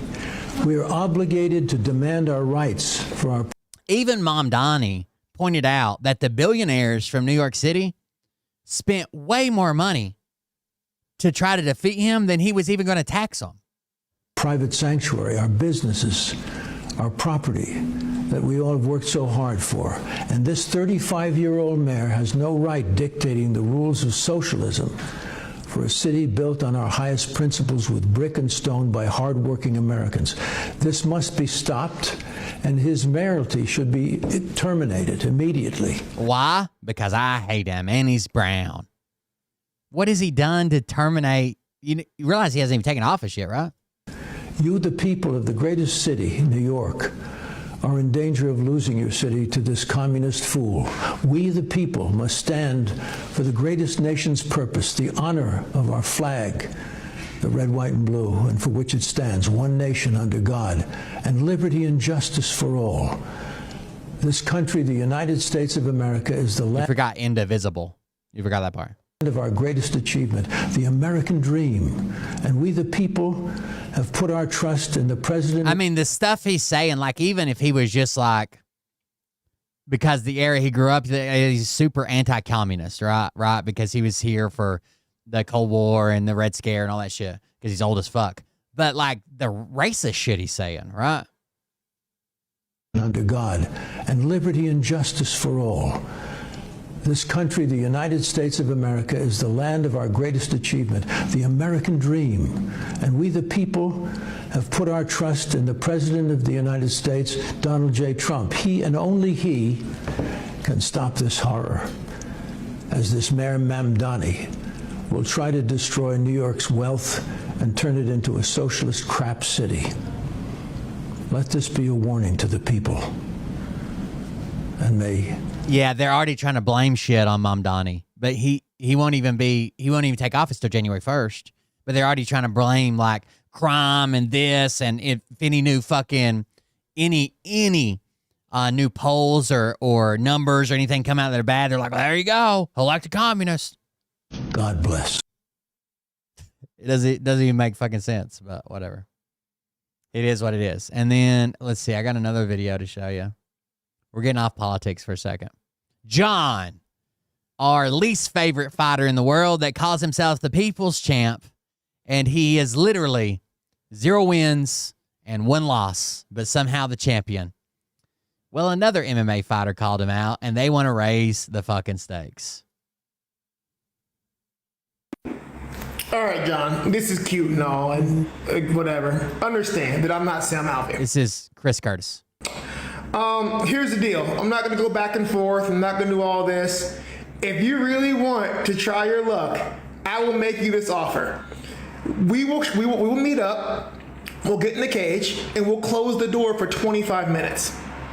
No one 25 minutes, no rounds, no nothing. Nobody can go in, nobody can leave. 25 minutes. No one comes in, no one comes out. There's no tapping. There's no quitting. It is 25 minutes. If you can survive the entire 25 minutes without giving up, without having to tap out, without going unconscious, I will gladly pay you $100,000. $100K? You just can't tap out, black out, run away, quit. $100K? I will put this in writing. I will have my lawyer draw it up. Hands down, no problem. I will give you $100,000, no problem. But if, in that 25 minutes, if you give up, you get knocked out, choked out, tap up, or quit, I want your car. His car's probably a piece of shit, but he wants to take something from him. How much your car is worth. If it's worth more than $100,000, which I doubt, I will double it to $200,000. But I'll take your car. And I want that in writing. I will have my lawyer draw the contracts up, and we will solve this, because beating you means nothing. It has to hurt. Because if it doesn't hurt, how will they learn? Sam knocked you out, and you're still here, so apparently physical pain won't do. So now I'm going to attack your pockets. So there's my offer. 25 minutes, no one comes in or out, no quitting. If you quit, you lose your car. If you go 25 minutes without getting knocked out, submitted, or giving up, I will give you between $100,000 and $200,000 depending on the value of your car. There's nothing else to talk about. There you go. Nothing else to talk about. Now, John technically agreed to this fight, but here's how he's being sleazy about it. He claims that he has a list of people on TikTok that he's got to fight first, and this guy's number 14. So we got to wait, what, 2 goddamn years? I mean, like, depending, you know, you got to train for a fight, you got to condition for a fight, you got to set up a fight, you got to be there, you got to promote it. Then you want to take some time off because you're all beat up and shit in between fights. So how long are we going to fucking wait for you to get 14 fights deep, motherfucker? Like, no. And John's like, I keep my word and I put everybody in order. That's stupid, right? You can still fight all those people, but this one's for 100K. People would understand if you put this at the top of the list. 100%. But John's fucking backtracking and changing. We did get a little bit of an update. We got this one. Oh, I accept your challenge. When your turn comes up on my list, John, I need you to listen. And plus, it's going to be hard to coordinate because if I'm not mistaken, Chris Curtis lives in Thailand. So we need to set a date and have it set in stone kind of deal. He's got to fly to America and all this shit. Listen very well. All right, listen just as hard as you can. Like, just turn off the little voices, little chipmunks running around in your brain, and just focus. There is no list. You can accept the challenge, and we will do this as soon as possible. Because Trump's on the list. Requires me to like actually get up and be bothered to leave the country and do other things to do this. Or you're forfeiting by saying you have this list. Like, no, this is a $100,000 challenge. Nothing else in your life is as important as this moment. So, sure. Again, there's no list. There's no waiting in line. We either do this soon. We'll give you no, he does not have to win as long as he doesn't quit or black out or whatever. There's no running around waiting a turn. We do this, or you're just trying to find a way to forfeit without actually forfeiting. Don't be a coward. For once in your life, be a man. It's yes or no. There's no list. It's me and you. There's no waiting in line. We either do this or we don't. Stop playing. Like, I'm not going to go back and forth with you. Don't be a coward. Oh, I accept your challenge. When your turn comes up on my list, John, I need you to listen and listen very well. Curtis is teammates with, like, Sean Strickland. Like, he's literally, people in chat are like, don't go easy on him. He's going to hurt. He'd probably hurt him if he doesn't knock him out before he has a chance to hurt him. I'll fight you for 25 minutes in that octagon for free, bitch. Well, excuse me, John. I'm taking a shit because I thought this was the most appropriate way to respond to your foolishness. At the end of the day, man, you're not going to fight me for free. And I'll tell you why. Because I want to take something from you. Your manhood means nothing. Sam did that already. And you're too stupid to realize that. So I want to take things from you. And I thought, you know what? Your car would be a funny thing for me because I'm just going to sell. Plus, it'll finally force him to do some conditioning if you take his car. anyway, or maybe just junk it. Who knows? Maybe I'll donate to charity. Doesn't matter. But those are the terms. I will pay you $100,000 if you win. You lose, you give me your car. There's no ifs, ands, or buts. You're talking about this fight schedule. I didn't even watch this video. It's so fucking long, and your autism bothers me. But he is trying to back out on the car thing, saying, I'll do it for free. You don't have to pay me. I'm a real man and a warrior. But then what do you lose? John, like, stop being a coward. Be a man. Stop running. I'll fight you for 20. Say hi, love. All right, anyway, John, my man. Let me get this straight. So you can't accept a $100,000 challenge because you have a list of 14 people that you have to, list 14 people with 13 you have to fight ahead of me that you gave your word to. You know, I'm not even mad. I get it. I get giving your word. I heard that you planned on fighting 2 of these people in December. That's very, very, very interesting. And you know what? I'm gonna make some calls, do a little legwork. I'll get back to you in a second. Uh-oh, I hadn't seen that one. Man, I really can't believe you. I'm the next opponent for him. I don't want to, but I'd be willing to give up my spot in line only if it could be for Chris. If y'all could actually arrange this, I'd still like to be first if it cannot something. Stayed on the bathroom floor for this long. This is really not that comfortable. But, you know, man, one of the things you'll learn about me is I'm an incredibly petty man, John, and I am inevitable. So you said you had a list, there are people you gave the word to, blah, blah, blah. Well, I went through all the posts, all the work, had people reach out, and I found the people on your supposed list. And this guy was going to fight you December 31st, and he said he'd be willing to give me his spot to facilitate this. So, John, December 31st. Oh, shit! Let's do it. First, me, you, $100,000, your car, 25 minutes. We're going to get together in a cage. It's going to get weird. It's probably going to be some crying, a lot of touching. John's still trying to make excuses that it was bullshit. The fight with Sam Alvey was bullshit because he wasn't allowed to do spinning elbows or heel locks. I'm down for it, man. Like, what do you say? There's no more list, man. Like, you're worse than Epstein, bro. There's no list. Like, let's just do this, John. You're worse than Epstein. There's no list. At John, December 31st is free. There's nothing else to talk about. You are a coward and a disappointment. Yet, worst of all, you are starting to bore me, maybe? What's up, everybody? Beginning to bore me. Big guy practice here Saturday morning, and I guess John posted a video. I'm not gonna lie to you guys, I don't really watch John's videos anymore. I'm already over it, and his nonsensical autistic rage is just very off-putting to me. Somebody said, he's like, oh, I agree, it's now February, any day. Like, no, John. The guy who said you were fighting December 31st gave me his spot. No problem. Good lad, that guy, John. So I will see you December 31st. It is an open date. We will do it. Anything you say beyond yes is, at this point... That's a New Year's fight. God, that'd be so good to watch. Are we going to cover it, chat? You want me to cover it? You want to watch it? Of you being a coward. You are making excuses. I cannot begin to tell you how much of a disappointment you are. To me, to everybody following this, and probably most of all the people in your life, I can only imagine, my God. But I just need you for once to be a man, sack up. And this is going to hurt, John. This is going to hurt a lot. And I understand your apprehension. It's going to hurt physically, it's going to hurt emotionally and financially. But you wanted this. You did this. Now be a man and stop running. Oh, he's live right now, too. Like, getting rid of Instagram and the Twitter is just... I was hoping John might be on there or in the chat, but I don't see it. Let's go to John and see what his response was. This is cute and all, and whatever. Understand that I'm not sounding... Hurt all the time? No. Once you have it, and you get past the initial pain, it doesn't actually hurt. Or at least I don't have it, but that's what I've been told. Right.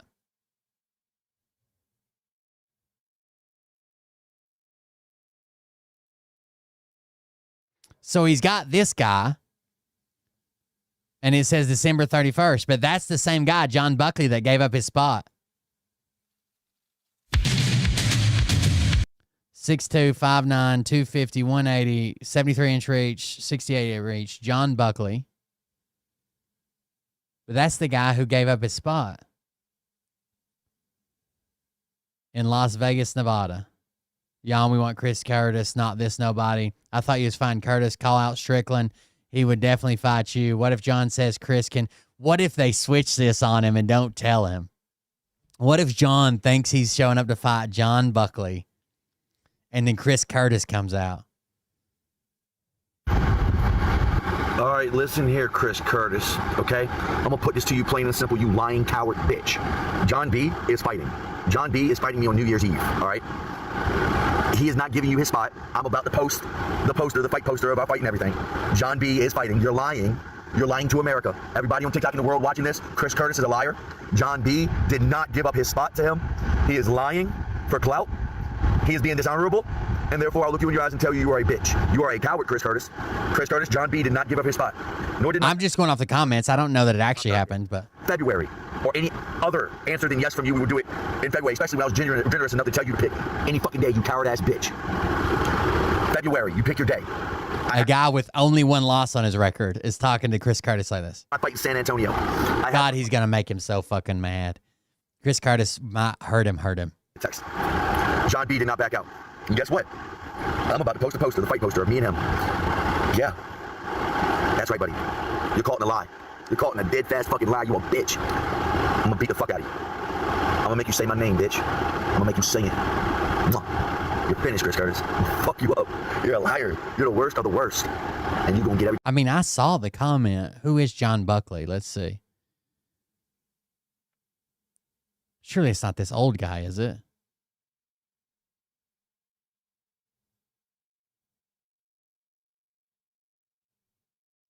Who were the people that were just tagged in that video? Hold on.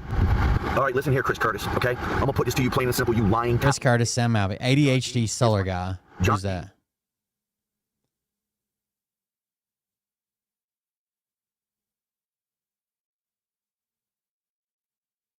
That doesn't look like... I don't see anything about a fight there. New Year's Eve, all right? Cody S. Redneck Brawl. Sumo. Who's Sumo? The poster, the fight poster of our fighting... Scotty Sumo. I'm guessing he probably made a video about John, right? The internet is just a shitty place. Oh, no, that's the guy that supports him. And Chris Curtis made a stitch to his video saying it wasn't a real fight, so that's not him. John B. is fighting. You're lying. ESPN, Dana White, Group 7, training to kick your ass. Is that John Buckley? I've watched his videos before, but I don't know his name.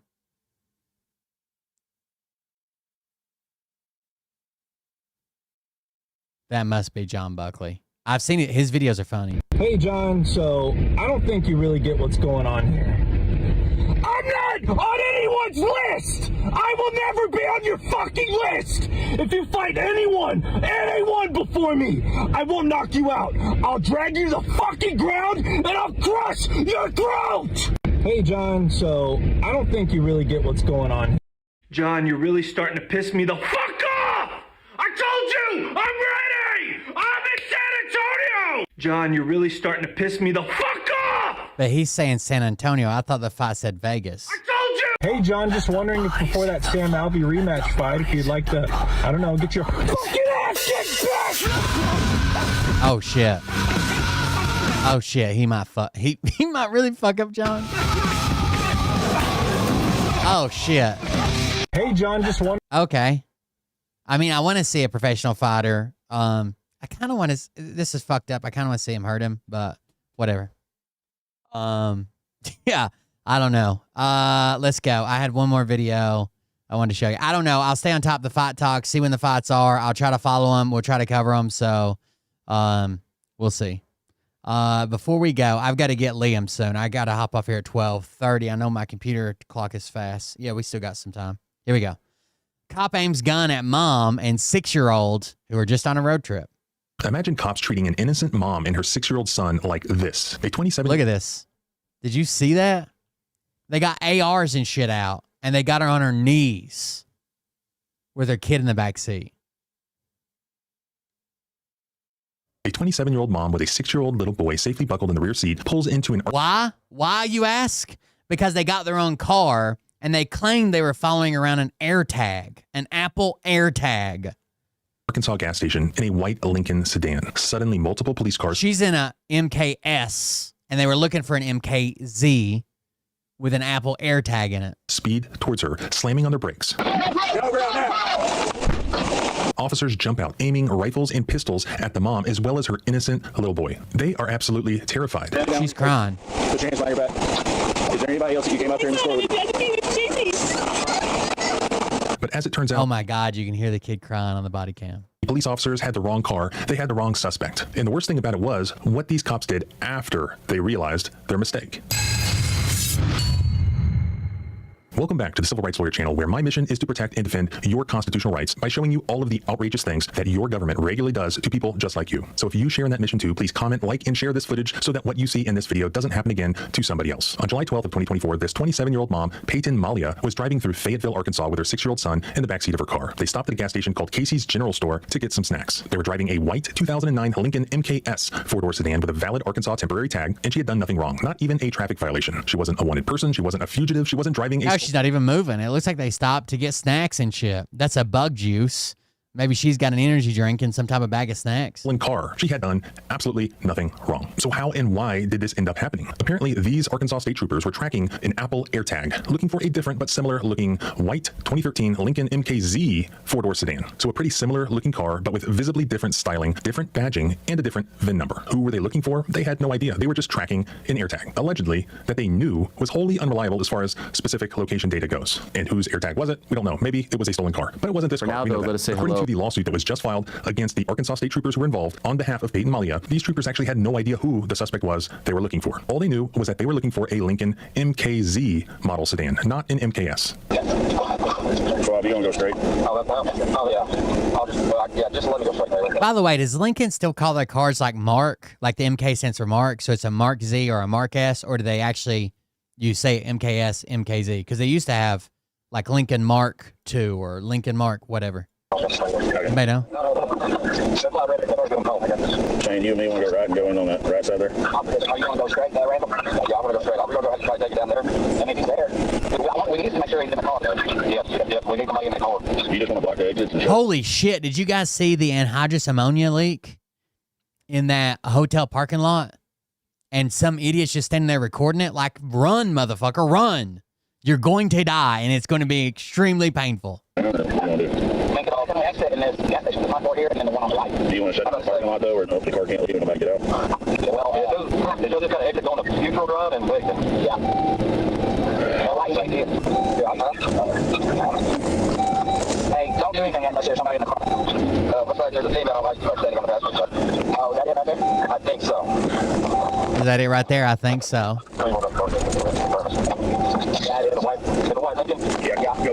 They're troopers. White Lincoln. Wait, was that a white Lincoln right there they drove past, though? Hold on. Because Apple AirTags aren't super accurate, right? They're not going to tell you that close. It depends on... Sometimes they are. Sometimes... Was that a white Lincoln? No, that might be something else. I can't guarantee it's a Lincoln.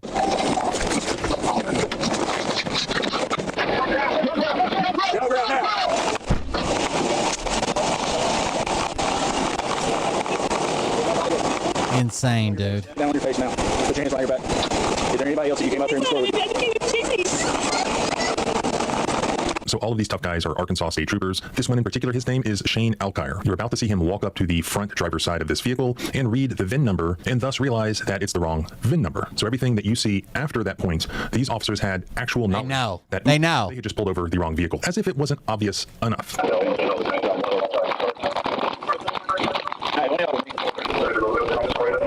looks like you're nobody should over here. Anybody else that follows their guns out? I need that one. I'm not talking to anybody else on this little boy over there.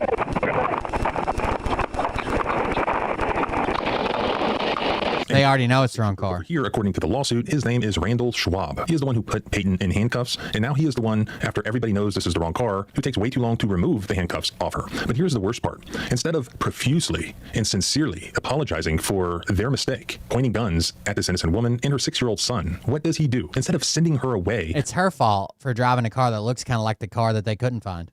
As a free person, and perhaps also buying them some snacks to take with them out of Casey's General Store. Instead, he continues this detainment in the absence of any justification, in the absence of any reasonable suspicion, in the absence of any probable cause. She's committed no crime. They know 100% she did nothing wrong. He continues the detention because he just can't help himself, because he is exerting the power of the government, and the government does not care. The government will stomp on your rights. The government will spit on your rights, and it will use people just like the guys that you see in this video, putting on their black gloves, strapping on their AR-15s to deal with this 27-year-old mother and her innocent 6-year-old son. So Trooper Randall Schwab of the Arkansas State Police continues to detain this innocent woman, and he directs her to go go back to her car and provide him with her ID. He then runs her ID. What for? Dispatch to check for warrants because he just wants to arrest her badly, even though he knows she did nothing wrong.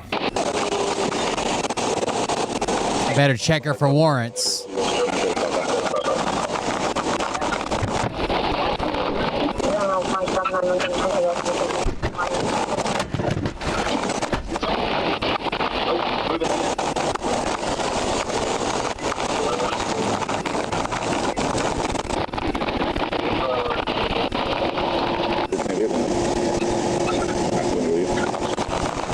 What the fuck, dude?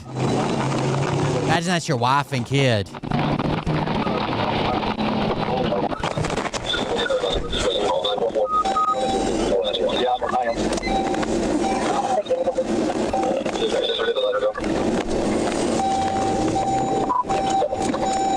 So I've given you basically all the information that I could find on this. I pulled a copy of the complaint and the lawsuit. I will post a copy of that at the blog post link below so you can look at it yourself. There's not a whole lot more information out there. According to the news reports that I saw, the Arkansas State Police has declined to even comment on this due to pending litigation. And I have a problem with that. Our public servants cannot refuse to comment when they do something wrong just because there's pending litigation, because all of that concerns the public. If they engaged in misconduct, that needs to be addressed. And here they did that. It's undisputed this was the wrong suspect. It's undisputed this was the wrong vehicle. They seized this woman. The burden is on them to establish that there was some reasonable excuse to seize this woman and thereby satisfy the Fourth Amendment. There's nothing in this video footage which provides any reasonable excuse for their behavior. Sometimes mistakes can be made when you're talking about split-second decisions. There was no split-second decision here. This was something that was planned, numerous police officers involved, and once they realized their mistake, what did they do? They did not do the right thing. And why is that? Because government, if left to its own devices, will not do the right thing. It's only when you see this footage and share this footage and show it to other people and get outraged about it and start demanding answers, only then are they going to do something about it. According to the news reports, this involved Troop L. Fucking insane.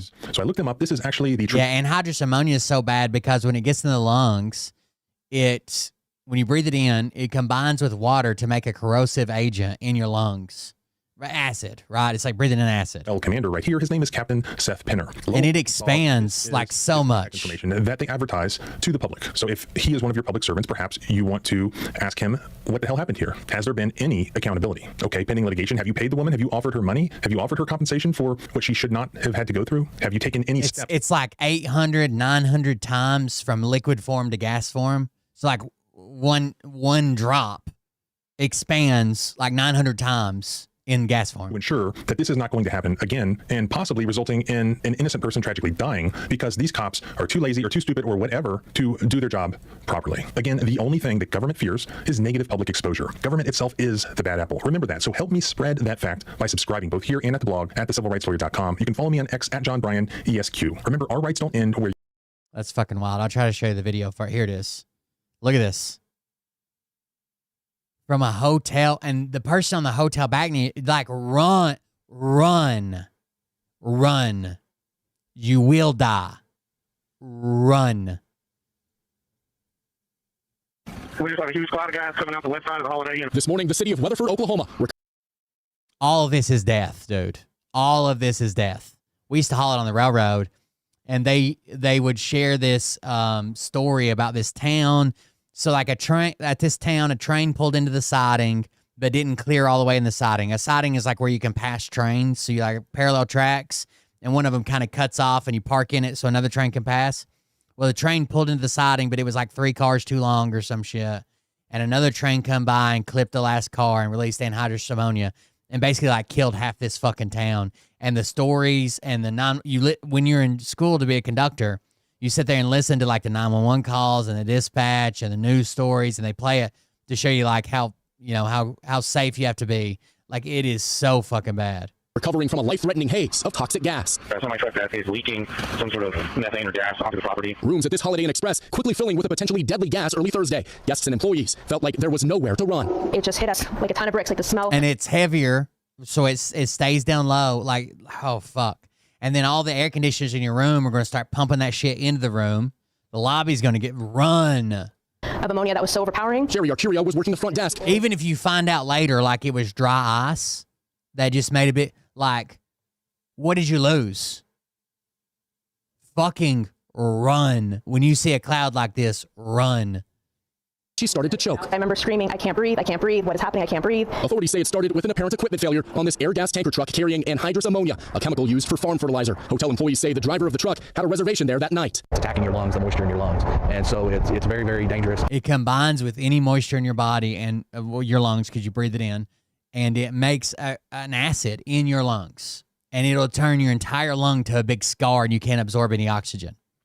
The leak sent dozens to the hospital, several airlifted to Oklahoma City, listed as life critical. First responders in gas masks going door to door through nearby neighborhoods, telling hundreds to evacuate immediately. There was people choking. I mean, I was choking. Every breath was like a survival gas. Several victims remained in intensive care Thursday night, Weatherford police said. We've had about another 30 patients come in that had been exposed to the fumes. Those individuals that were on the front line. And it's like a few minutes is like death. Like, it's fucking insane, dude. Thank you, Rob. Help and rescue. I got to quit. Officials have been testing the air quality. This video's over. It's no longer a threat to the public after this terrifying toxic. Liam's been on a trip, and he's coming back in tonight, but they got back late, so I'm getting him instead of Mariah usually would. Shut down nearly half the city.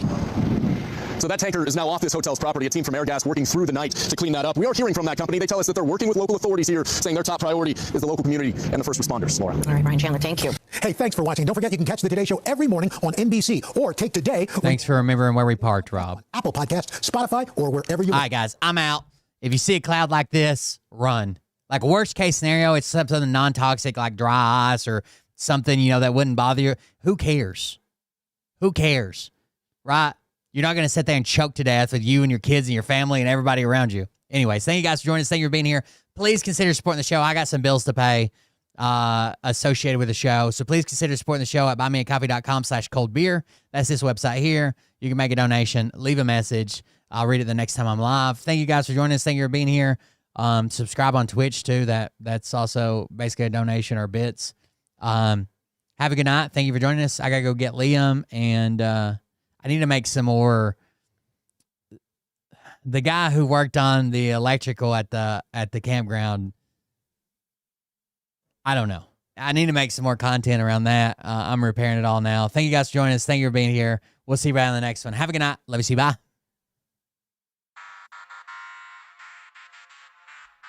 But I can tell you this about if this dude just at the school. This particular show. The buses or vans or whatever will bring them to the school. Then I'll go pick them up. On this planet.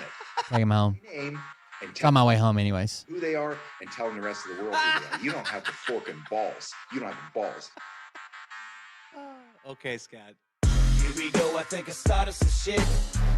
Listen off, it's about to get lit. Get the place in the best, you know that stage is set. You better buckle up, cause you ain't seen none yet. Here we go, I think I started some shit. Piss them off, it's about to get lit. Get the place in the best, you know that stage is set. You better buckle up, cause you ain't seen none yet. And they say that I'm a lunatic. Well, listen, bitch, I came equipped with a quick wit and a 6th sense for the stupid shit. Where my true believers? Y'all need Jesus. Praise the Lord, head to the extreme. All these false fucking prophets who profit off of gossip. Worshipping drums, cocking, begging for a throat deposit. Swinging fucking meat hammers like Thor in a thong. He's strapped to the shaft, beating his chest like he's King Kong. Starving for attention, I'ma make your gut burst. I'll be your huckleberry, I can quench that thirst. Good night, guys. Lizard people, alien sex. What's next? Trump and I'll probably be back tomorrow. I've been working pretty long hours at the campground, repairing a bunch of shit that I shouldn't have to do in the first place. But I'll probably be back tomorrow. If not, I'll be back in a day or two. It's about to get lit. Get the place in the best, you know that stage is set. You better buckle up, cause you ain't seen none yet. Here we go, I think I started some shit. Still waiting on Bert in his ghillie suit. Get lit, get the place in the best, you know that stage is set. You better buckle up, cause you ain't seen. Maybe he was that secret electrician that fucked everything up. Somebody in Discord said. Jason Q's bedroom. Open his closet, I found some of his meat rockets.